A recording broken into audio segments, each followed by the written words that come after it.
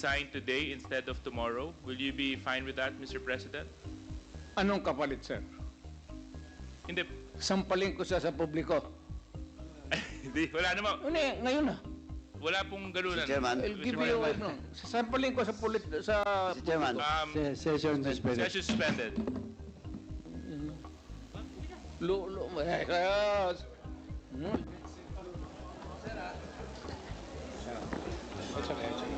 Sabi.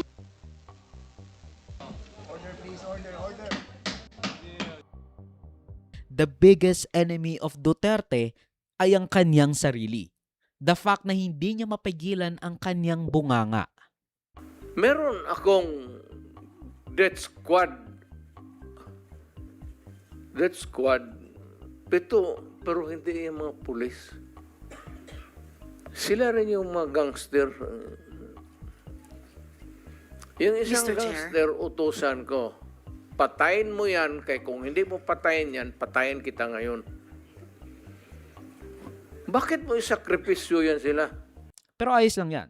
Total naman, ready na si Duterte noon pa man na harapin ang ICC, di ba?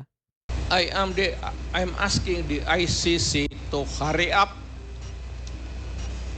and if possible they can come here and start the investigation tomorrow. This issue has been left hanging for so many years.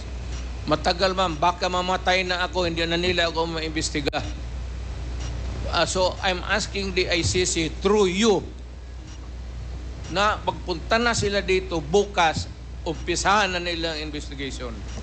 And if I am found guilty, I will go to prison and rot there for all time.